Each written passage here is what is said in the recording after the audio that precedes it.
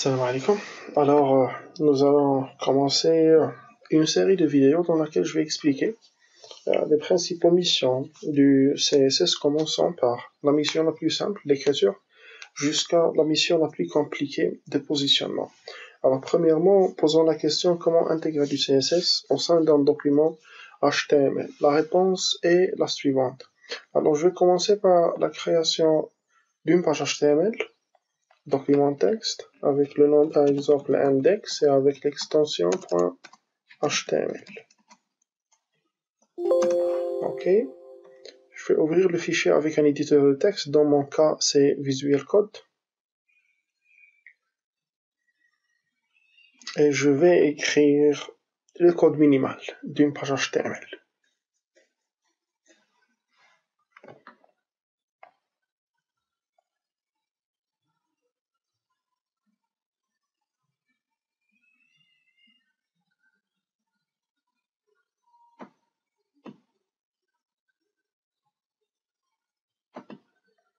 Alors, commençons par la balise HTML. Par la suite, hit.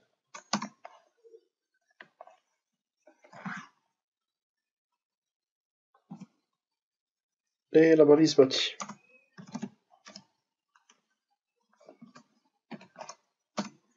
Là, je vais mettre un paragraphe dans lequel je vais afficher le message hello. Alors, premièrement, voyons le résultat HTML. Je vais avoir tout simplement un hello, un message hello, écrit avec la couleur noire, arrière-plan blanc, avec la forme normale.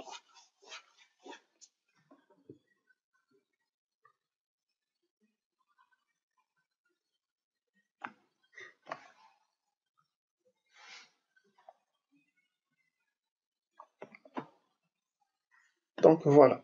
Maintenant, je vais essayer de modifier un petit peu le contenu ou bien la couleur de ce message en utilisant la première méthode d'intégration du CSS dans un document HTML. C'est la plus simple et la plus facile. C'est tout simplement en ajoutant un attribut style et en écrivant la valeur du CSS que nous voulons modifier. Par exemple, color, c'est pour modifier la couleur d'écriture et je vais choisir red.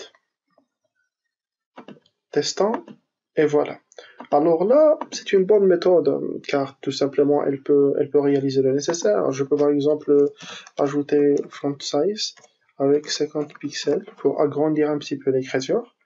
Par la suite, je vais voir le résultat, voilà. Alors, le problème dans cette méthode, c'est que si jamais j'ai plusieurs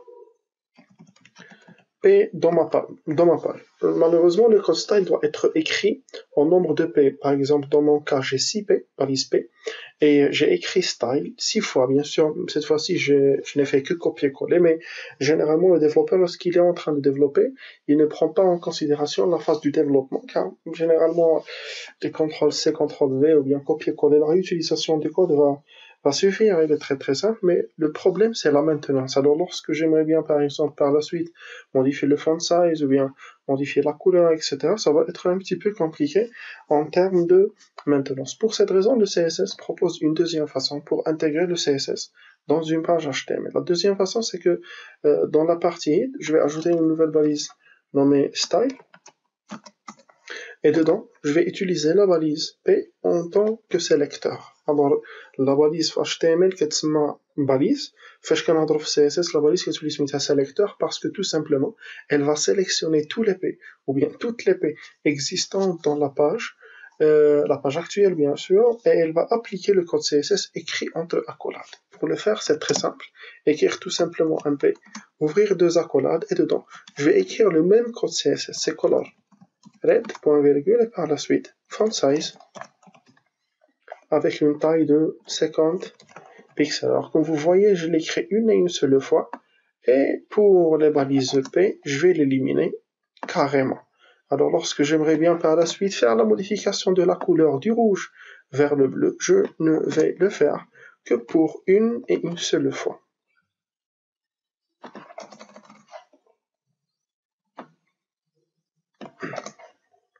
Bien sûr, là maintenant, ça prend beaucoup plus de dimensions que j'ai cité, mais pour des raisons de simplicité, précisite, nous avons la maintenance qu'est-ce qu'on est par rapport à modifier l'écriture plusieurs fois et c'est tout, mais c'est vraiment, elle a plusieurs et plusieurs dimensions. Alors là, je vais tester si toutes les balises hello sont, ou bien ils ont pris la couleur rouge et le même font. Voilà. Alors maintenant, si j'aimerais bien par exemple faire la modification, je peux le faire une seule fois.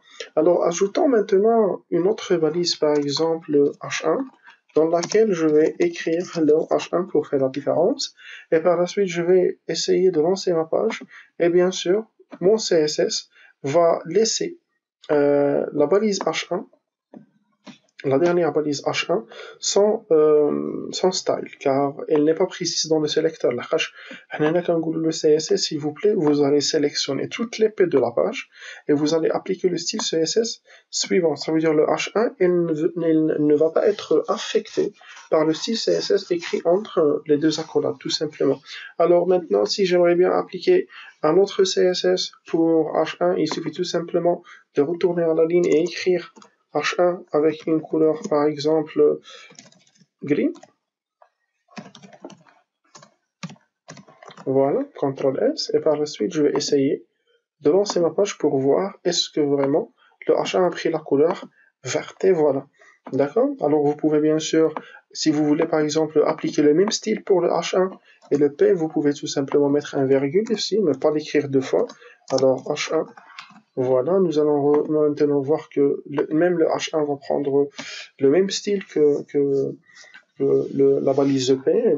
Bien sûr, cette méthode elle est aussi conseillée, il n'y a pas de problème, mais juste si nous avons plusieurs pages HTML qui partagent le même style, par exemple index 1, index 2, index 3, je suis obligé d'écrire ce code malheureusement encore une fois, plusieurs fois, dans chaque page. Et pour cette raison, je vais trouver des problèmes de maintenance par la suite. C'est pour cette raison que le CSS propose aussi une troisième méthode d'intégration du code CSS dans la page HTML en se basant sur un fichier cette fois-ci externe de la page HTML.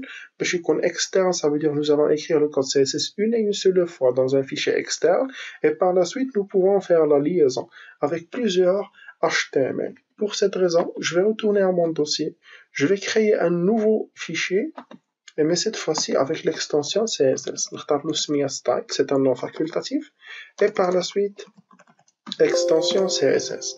Je vais ouvrir mon document HTML, et bien sûr, maintenant mon navigateur il sait très bien que c'est un document HTML, c'est pour cette raison que je suis pas, plutôt que c'est un document CSS, que c'est pour cette raison que je ne suis pas obligé, bien sûr, d'écrire une balise style ici, car c'est du CSS, c'est clair, et je vais écrire P, le même code que j'ai déjà écrit dans index, P, color red, et font size, 50 pixels. Et bien sûr, ça a été partagé entre le P et le H1. Voilà. Maintenant, ce code n'est pas nécessaire dans la page HTML, et link rel égale à style sheet et href, et dans href, ça veut dire hypertexte référence, la référence hypertexte, je vais préciser le nom de mon fichier, c'est style.css, comme ça ma page HTML va concevoir et savoir le fichier CSS, et par la suite le code CSS va être appliqué. Maintenant testons le fichier CSS, et voilà, aucun changement, sauf que cette fois-ci mon code CSS est écrit à l'extérieur de la page, et pour répondre à trois questions importantes. La première question, c'est est-ce que je peux lier une seule page HTML avec plusieurs fichiers CSS? La réponse est oui. La deuxième question, est-ce que je peux lier un fichier CSS avec plusieurs pages HTML? La réponse est oui. Et la question numéro 3, est-ce que je peux travailler dans la même page avec les trois façons? La réponse est oui aussi. Ça veut dire que vous pouvez travailler avec un link, vous pouvez même ajouter une autre balise style et appliquer votre CSS entre la balise style et la balise style. D'accord? Par exemple, je vais mettre H1, je vais dire n'importe quoi, mais cette fois-ci, par exemple, texte décoration, underline, d'accord, pour souligner le H1. Et bien sûr, vous pouvez même appliquer pour un P1 un style d'une façon directe, et cette fois-ci, je vais par exemple dire font family pour changer la famille d'écriture, et je vais choisir Cambria. d'accord, pour donner un sens un petit peu différent. Alors là, je vais relancer ma page, je m'excuse. Voilà. Alors vous voyez que le titre H1 a pu changer plutôt et actuellement souligné, c'est grâce à texte décoration. Et vous remarquez aussi que peut-être ce n'est pas très clair, mais Hello a changé son type d'écriture par rapport à autre Hello. Ça veut dire que je peux travailler avec les trois méthodes dans la même page HTML. Passons maintenant dans la vidéo suivante, je vais parler un petit peu des différents sélecteurs CSS qu'on peut travailler et par la suite je vais terminer avec les autres missions du CSS. Merci.